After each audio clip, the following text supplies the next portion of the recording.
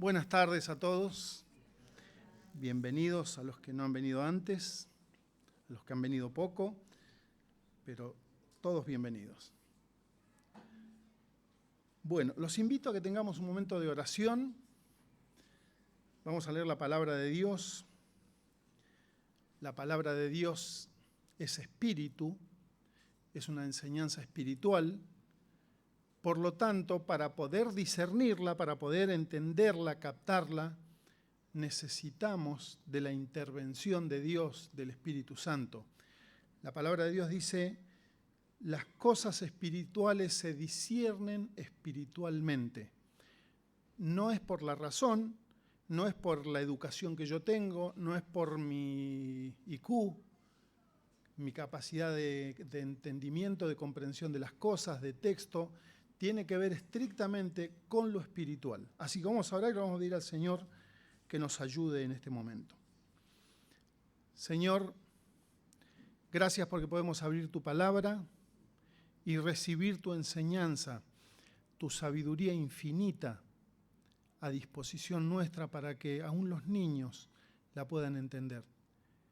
También nosotros, todos los que estamos aquí, queremos recibir tu palabra, recibir tu enseñanza, ser edificados, ser confrontados también. Por eso, en el nombre de Jesús pedimos que toda barrera espiritual que haya para nuestro entendimiento espiritual hoy sea derribada en el nombre de Jesús.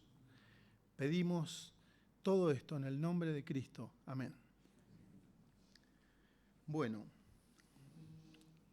San Pablo, el apóstol San Pablo, sí, le escribió una carta a una iglesia que había en una ciudad que se llamaba Colosas. Los famosos colosenses, podemos encontrar en la Biblia la carta, la epístola de San Pablo a los colosenses. Como ya era una congregación cristiana, él les escribe porque habían algunas enseñanzas que estaban distorsionando la doctrina de Cristo, la doctrina apostólica. Así que Colosenses 3.1, yo voy a leer en una versión que se llama NTV,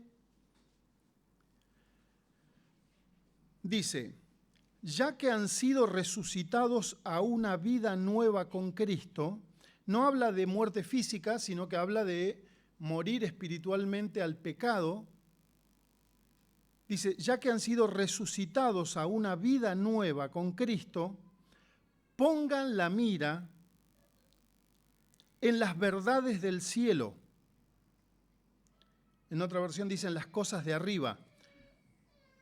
Donde, y fíjense que habla de un lugar, donde está Cristo sentado en el lugar de honor a la derecha de Dios. Es muy específico lo que va diciendo. Piensen los pensamientos, dice, en las cosas del cielo, no en las de la tierra. Entonces separa lugares. No piensen, no tengan sus pensamientos ocupados en la vida terrenal. Ténganlos ocupados en lo que concierne a lo celestial. Pues ustedes, podríamos decir pues nosotros, han muerto a esta vida, o sea, a la vida terrenal.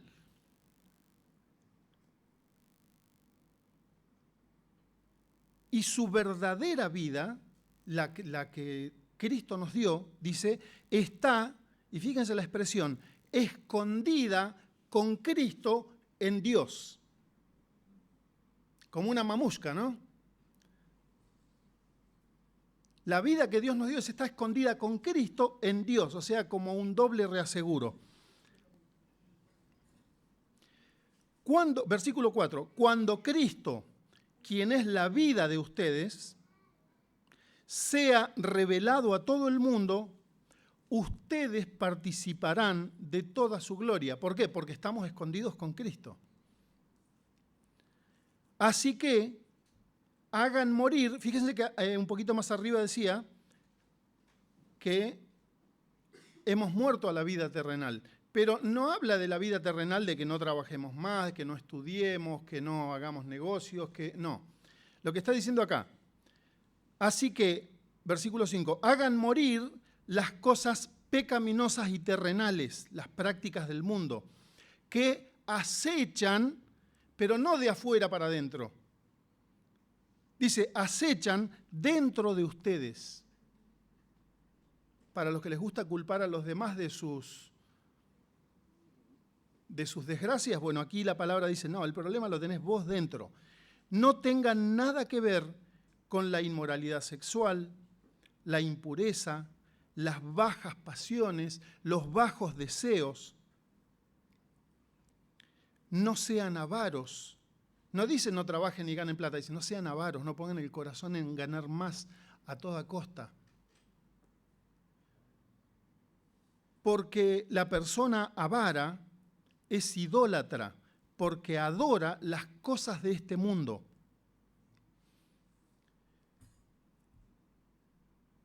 Bueno, eso nomás por ahora. Colosenses 3. Pero ahora quiero que vayamos a una lectura en Mateo capítulo 16.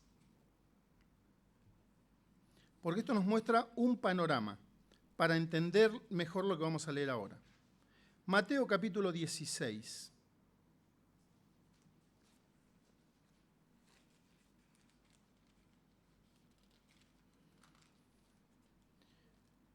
Versículo 21. Vamos a ver que aquí en los capítulos anteriores Jesús está Jesús no discutía con los demás, sino que venían a discutir con él los que se denominaban el poder religioso de la época. Había un lugar que llamaba, un lugar y una institución que se llamaba el Sanedrín, donde habían sacerdotes, fariseos, escribas, y ellos fueron los que indujeron a que Jesús vaya a la cruz. Y la palabra de Dios revela que le mataron por envidia. Entonces, ellos están aquí acosando al Señor Jesús a que les muestre pruebas, pero señales del cielo, para que ellos puedan creer en Él. Y el Señor les dijo, no les voy a mostrar ninguna señal, tienen suficiente señal con Jonás. Vayan a las profecías y lean Jonás. Después de esto, versículo 21, 16-21 de San Mateo, ahora voy a leer la versión que se denomina de las Américas. Voy a tomar un poquito de agua mientras buscamos.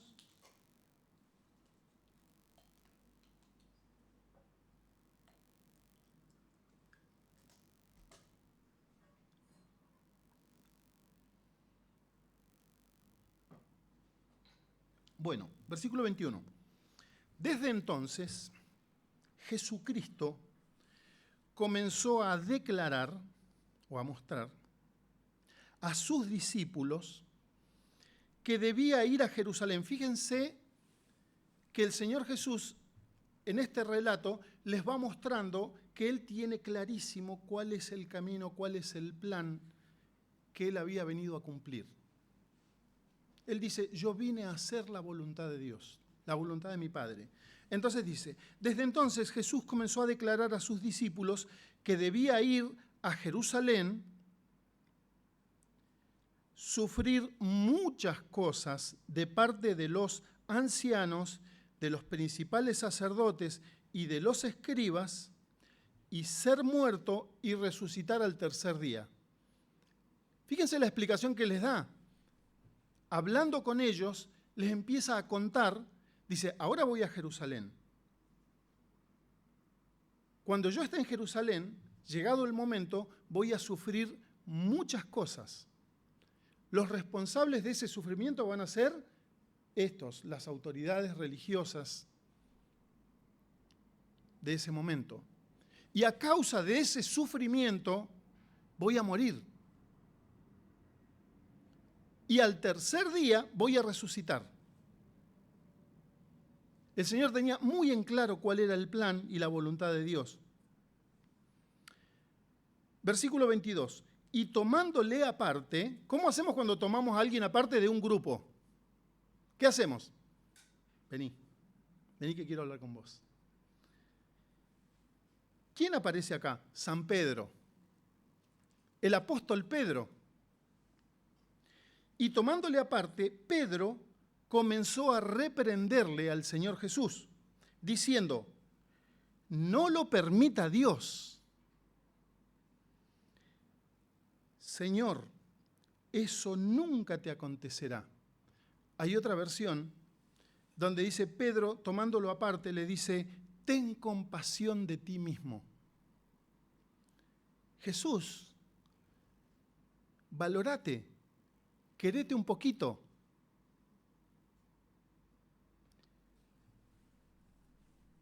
Pero volviéndose a él, le dijo a Pedro, Jesús ahora le dice a Pedro, era San Pedro, el apóstol Pedro, y Jesús se da vuelta y le dice, quítate de delante de mí, Satanás.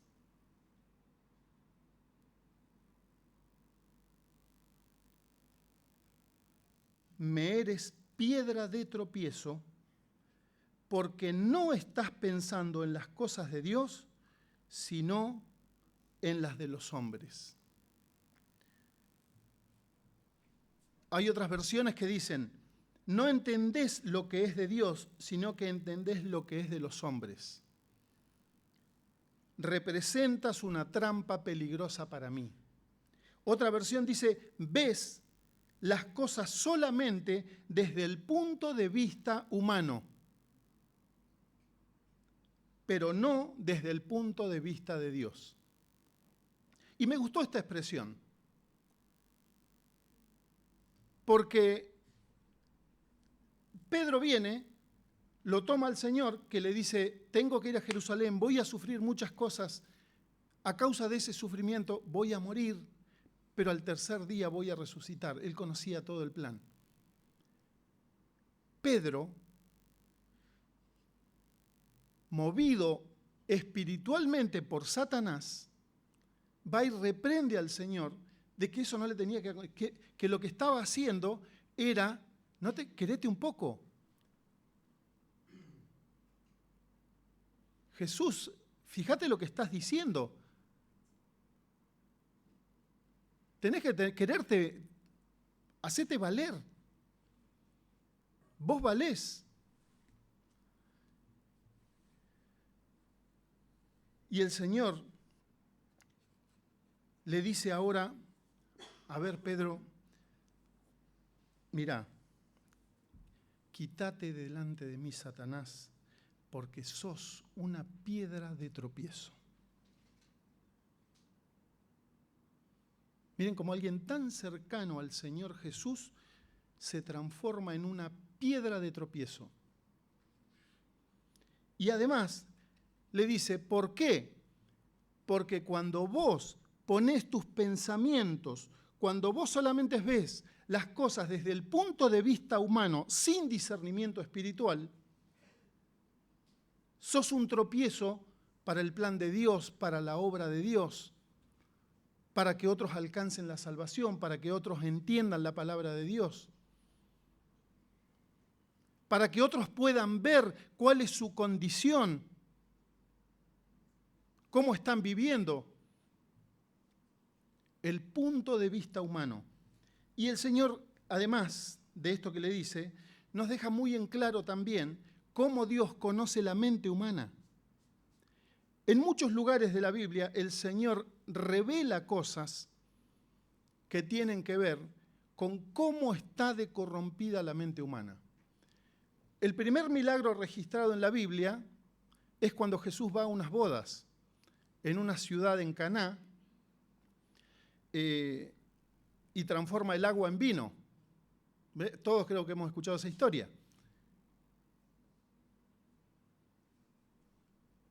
Entonces, más o menos transforma 600 litros de agua en vino.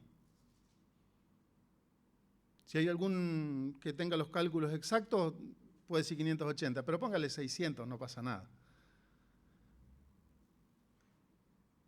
¿Quién no querría tener un amigo así, no es cierto? Bueno, era amigo del que se casaba. Y se termina el vino y entonces llaman al maestro, al especialista, al que era el entendido en las bebidas, y le dan a probar el vino que el agua que el Señor había transformado en vino, se la dan a probar, y dice, dice, todo hombre, y fíjense esta expresión, todo hombre, todos, o sea, él pone a todos en la misma bolsa, todo hombre sirve el buen vino al principio. ¿Por qué? Porque al principio están todos con la capacidad de degustar, de probar, estarán con la copita haciéndole así, catando el vino. Entonces se dan cuenta si les sirvieron buen vino en el casamiento, todo. Entonces dice, todo hombre sirve primero el buen vino y cuando ya han bebido mucho, cuando ya están perdiendo el conocimiento, perdiendo los sentidos, la capacidad de a ver qué tal, dice, recién ahí sirve el inferior. O sea, ese es el ser humano. El ser humano, mientras estás bien, te pone lo bueno, pero donde perdiste un poquito ya no te da lo mejor. Así es la mente humana. Si te puedo pisotear, te pisoteo. Si te puedo pasar, te paso. Y entonces el camarero termina diciendo, pero ustedes dejaron lo mejor para el final. Porque en realidad ese vino representaba a lo que es Jesucristo. Las cosas del cielo. Pongan la mira, pongan sus pensamientos en las cosas de arriba, en las cosas del cielo. Ustedes no pueden pensar como piensa el mundo, ustedes tienen que pensar como piensa Dios. Ustedes tienen que pensar con excelencia, con sabiduría, con entendimiento, con discernimiento. Su vida no puede arrastrarse. Ustedes dejaron atrás ya todas esas prácticas que son del mundo, que son terrenales, esas avivadas. Ya un cristiano no puede vivir con avivadas. Entonces, cuando prueba este hombre el vino, dice, no, esto es superior a lo que se sirvió al principio.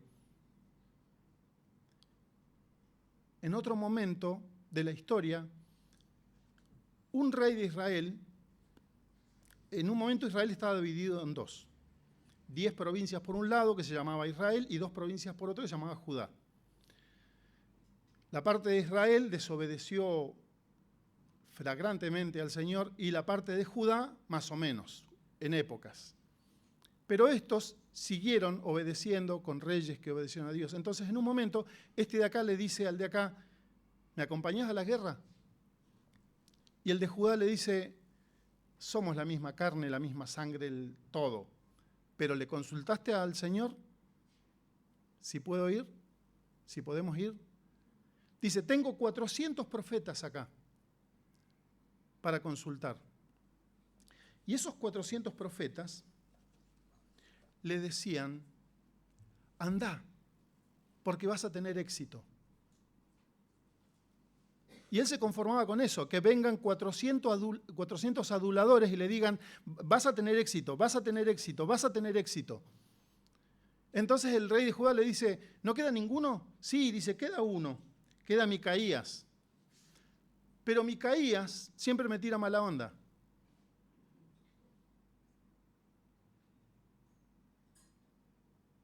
Micaías no me gusta, porque él no me dice lo que yo quiero escuchar. A mí me gusta que me adulen, que me endulcen el oído, me gusta estar llamando la atención, me gusta tener gente que me esté todo el tiempo diciendo qué lindo que soy, qué inteligente que soy, porque eso me empieza a llenar el ego. Y que nadie sea cruel conmigo, que nadie me diga algo duro porque me pueden herir. A Pedro el Señor le dijo, apártate de mí, Satanás, porque me eres tropiezo.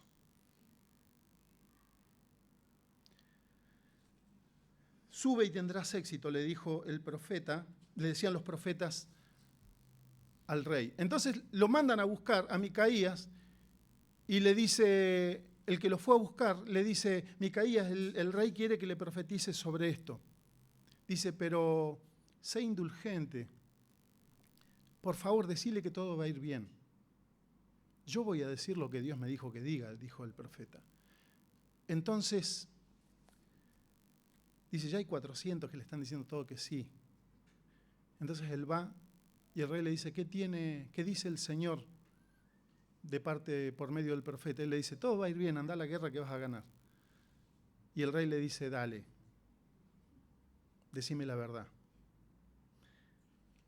Y el mensajero que fue a llamar a Micaías le habló diciendo, he aquí las palabras de los profetas son unánimes en favor del rey. Te ruego que tu palabra sea como la de uno de ellos y que hables favorablemente. Profetizale éxito. Y hay un montón de gente buscando que alguien le diga cosas positivas. Decime algo lindo. Bueno, no quise hacer ninguna referencia a alguien, ¿no? Pero eso, escuchar cosas que nos endulcen el oído, que nadie me corrija, que nadie sea duro conmigo, ¡ay, qué duro que sos!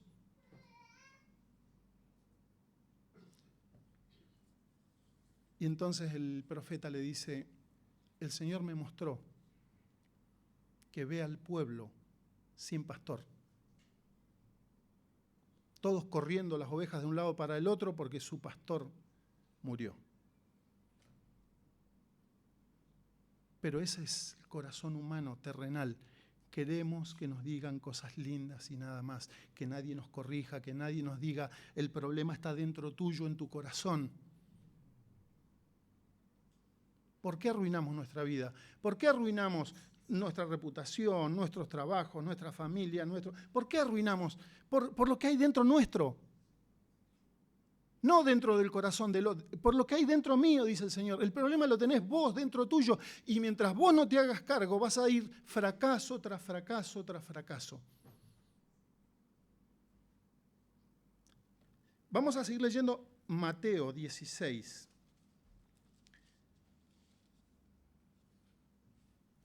Porque hasta acá el Señor le dijo el punto de vista humano y el punto de vista de Dios. Entonces ahora, el versículo 24, Jesús ya terminó ahí con Pedro en esa charla personal que tuvieron y le dice, versículo 24, entonces Jesús le dijo a sus discípulos, si alguno quiere venir en pos de mí, niéguese a sí mismo, tome su cruz y sígame. El mundo terrenal, cuando usa esta expresión que es muy conocida, estoy acá llevando mi cruz, no tiene ni idea de lo que habla.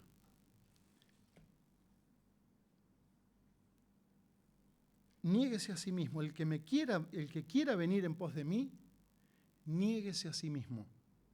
Renuncia a decirme cosas lindas, solamente cosas lindas. Niéguese a sí mismo, tome su cruz y sígame. ¿Por qué?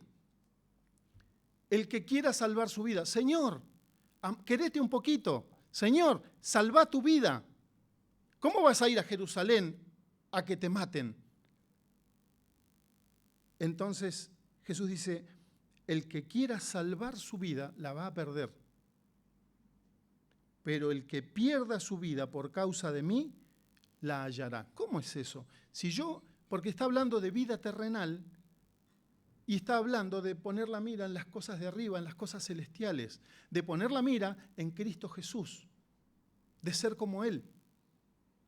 Entonces dice, cuando vos das tu vida terrenal, tus hábitos terrenales, tus pecados, cuando vos das por muerta esa vida, se terminó, vas a encontrar, dice, ahora vas a encontrar la vida. Entonces lo que yo estaba viviendo hasta acá, ¿qué era? Es lo que me lleva a la muerte. Siempre termina en muerte, siempre termina mal, siempre termina en desgracia, siempre termina en destrucción.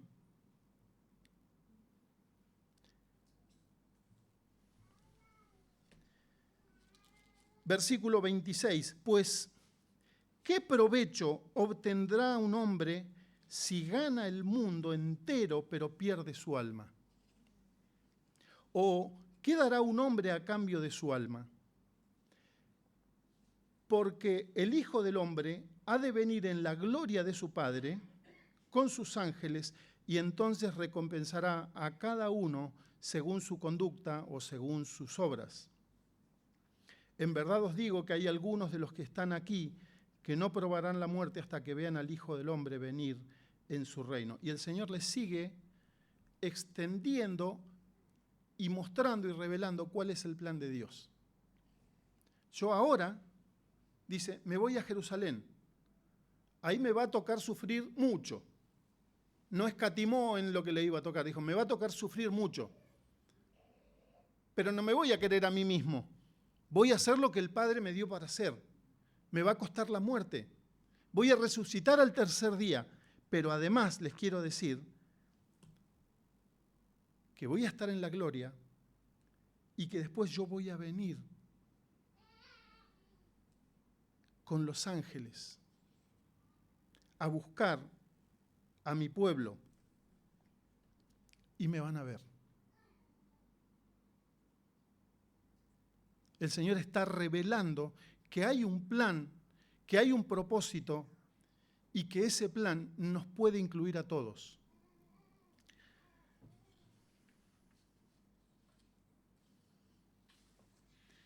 El punto de vista humano es salvar tu vida. Hay que disfrutar la vida porque es, ¿qué? ¿Cómo dicen todos?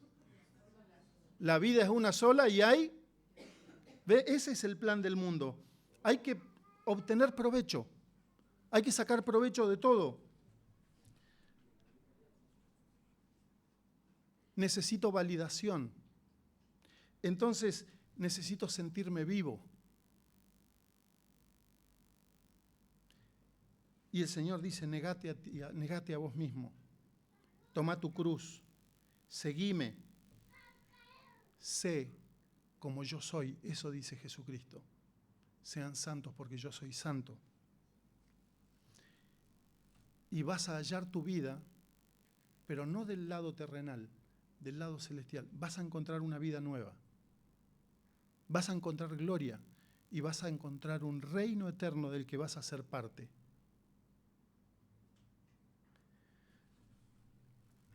El tema es este. El Señor le dijo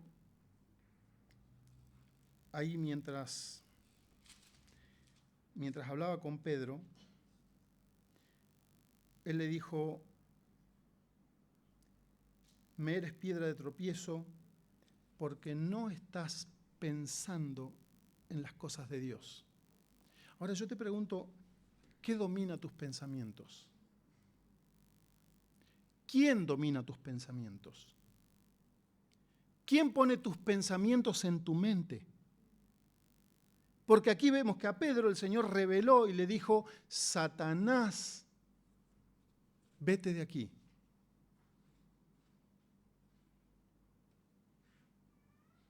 ¿Qué domina tus pensamientos? El rey ¿qué quería? Que le digan cosas lindas, positivas, que nadie lo contradiga. Nadie me tiene que contradecir porque soy el rey. ¿Qué era? El ego, el orgullo, la soberbia, la fama, el poder. ¿Qué domina mis pensamientos?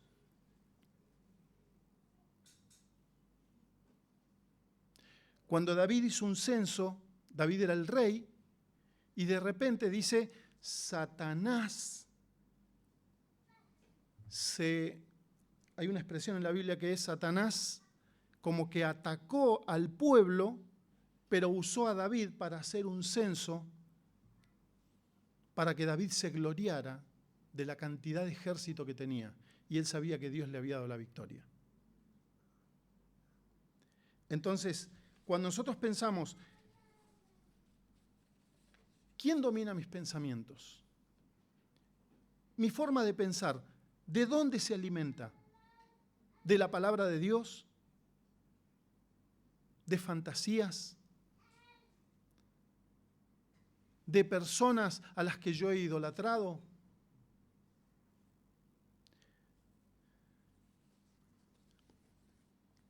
Hay un pensamiento que el Señor nos dice, tengan cuidado. Hay veces que vas a pensar que si seguís a Dios vas a arruinar tu vida. Vas a perder tu vida. Estoy perdiendo el tiempo. Ese es el pensamiento que pone Satanás. Estoy perdiendo el tiempo. Hay cosas lindas que puedo vivir a futuro. Y el Señor dice, eso pertenece a Satanás. Y lo reprende eso. Ahora, Hebreos 10:36 nos dice dos cosas muy lindas. Hebreos 10:36 dice, perseverar con paciencia es lo que necesitan ahora para seguir haciendo la voluntad de Dios. Perseverar, avanzar con paciencia es lo que necesitamos ahora para seguir haciendo la voluntad de Dios. Entonces recibirán todo lo que Él ha prometido.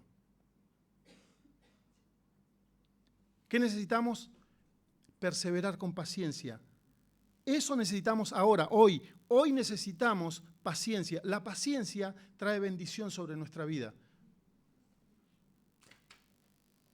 Y después, el Señor nos muestra el plan completo. Dice, ahora tengan paciencia, porque ahora quizás haya pruebas, quizás haya sufrimiento, quizás haya situaciones difíciles, quizás hay momentos que nos van a hacer llorar, dolor,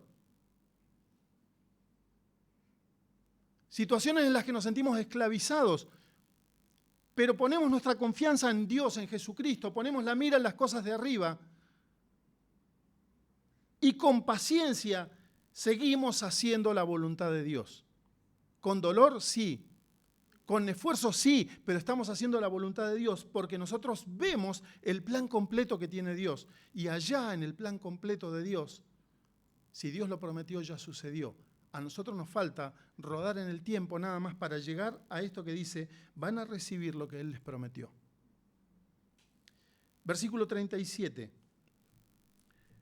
Pues dentro de muy poco tiempo, dentro de muy poco tiempo, aquel que viene vendrá sin demorarse.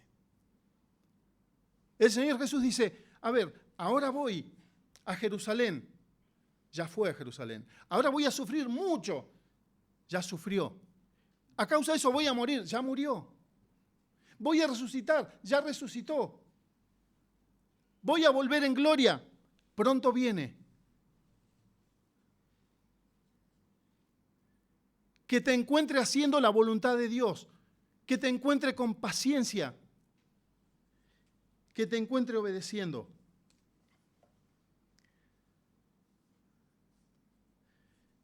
En las cartas que escribe Pedro después, el apóstol Pedro, la primera carta universal de Pedro y la segunda, Pedro, que fue el que lo llamó aparte del Señor, dijo, Señor, tené compasión de vos, que eso no te acontezca, Señor. Pedro habla, prácticamente en las dos cartas habla diciendo, si les toca vivir pruebas, ténganse por bendecidos. Si les toca sufrir como cristianos, ténganse por bendecidos, porque viene el premio, porque vuelve Cristo, porque hay gloria para ustedes. Un poquito de sufrimiento, dice Pedro, no hay nada en comparación de lo que están viviendo ahora con la gloria que viene. No ensucies la gloria que viene para vos por sacar tu vista de las cosas celestiales y vivir las terrenales. Porque vas a ir a juicio delante de Dios. Y el Señor te dice, tené paciencia. Seguí perseverando con paciencia, haciendo la voluntad de Dios. Pero me duele. Pero estoy sufriendo. Y el Señor dice, ya vengo. Ya vengo, hay premio. Apocalipsis capítulo 21.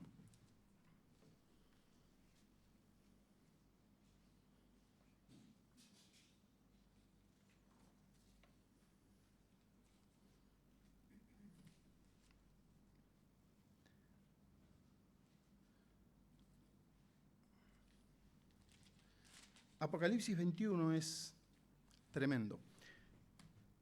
Voy a tomar otro poquito de agua. Así vamos terminando con esto y tengo energía.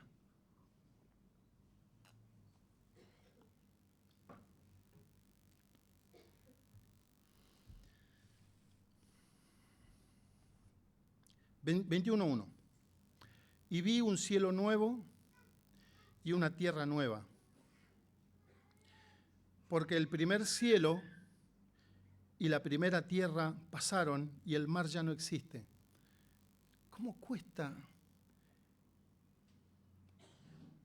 Acá, si salimos afuera y miramos el cielo, acá está hablando de que ese cielo que nosotros vemos ahora ya no existe. Y la tierra que estamos pisando ya no existe.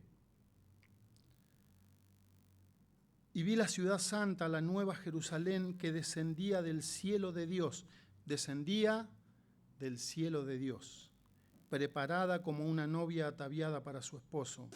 Entonces oí una gran voz que decía desde el trono de Dios: he aquí, el tabernáculo de Dios está entre los hombres, y Él habitará entre ellos, y ellos serán su pueblo, y Dios mismo estará entre ellos.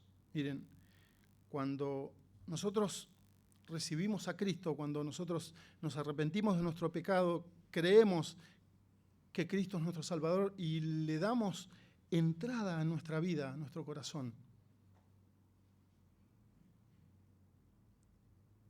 Somos salvos por toda la eternidad, pero el Espíritu Santo viene a morar en nosotros mismos.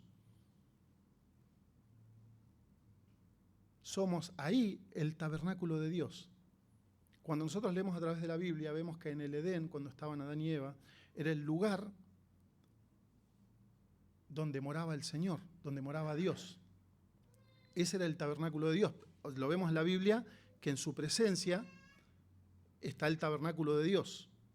Después en el Edén también Dios estaba presente. Después, en el tabernáculo que llevaba el pueblo por el desierto, era el lugar santísimo.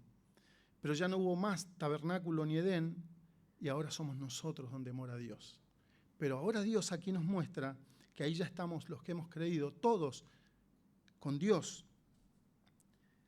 Y dice, ahora el tabernáculo de Dios está entre los hombres, y Él habitará entre ellos, y ellos serán su pueblo, y Dios mismo estará entre ellos. Pero la estoy pasando mal ahora. Pero la vida que me está tocando es dura. Pero el dolor, y tantas cosas que nos han pasado en la vida. Y el Señor dice, Él enjugará toda lágrima de sus ojos, y ya no habrá muerte, ni habrá más duelo, ni clamor, ni dolor, porque eso pertenece a las primeras cosas, eso pertenece a esta etapa de la historia de nuestras vidas dentro del plan de Dios. Dice, pero eso ya pasó. Mirá si no vale mirar a lo celestial. Poner la mira en las cosas de arriba donde está Cristo a la diestra de Dios.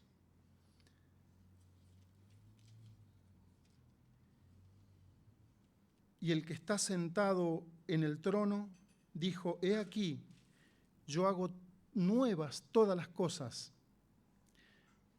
Y añadió, escribe, porque estas palabras son fieles y verdaderas. También me dijo, hecho está.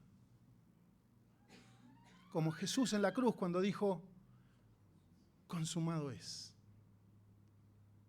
El plan de Dios, ese que Dios mostró a lo largo del tiempo, que nosotros vamos viviendo una parte y la otra la vemos por feo, y el Señor nos está mostrando, dice el Señor en algún momento, dijo, hecho está, yo soy el alfa y el omega, el principio y el fin.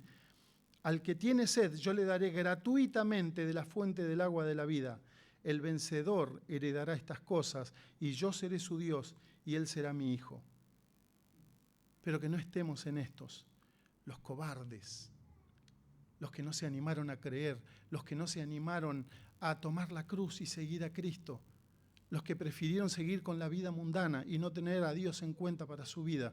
Pero los cobardes, los incrédulos, los abominables, los asesinos, los que son inmorales sexualmente, los hechiceros, los idólatras, los mentirosos tendrán su herencia en el lago que arde con fuego y azufre, que es la muerte segunda. Hay una invitación, otra vez, porque esta etapa todavía no terminó y Dios deja abierta la posibilidad. para que seas valiente y decirle, Señor, yo te voy a seguir.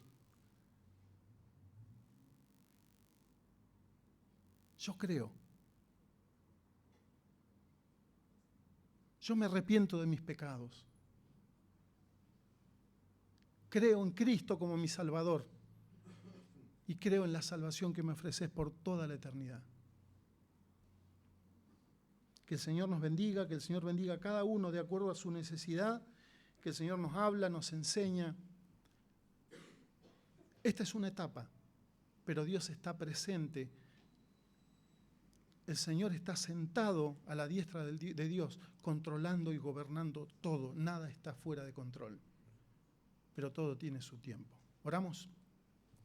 Padre Santo, gracias por tu misericordia que se extiende hoy un día más. Rompe, Señor, esa dureza de nuestro corazón que muchas veces nos impide seguirte, porque nuestro interior está duro y no queremos arrepentirnos. Obrá, Señor, en cada corazón. Quita toda dureza en el nombre de Jesús, toda intervención que sea de tropiezo. Ayúdanos, Señor, a no ser de tropiezo para los demás, ni para nuestra propia vida, ni para tu plan. Señor, gracias por tu bondad y tu misericordia. En el nombre de Jesús. Amén.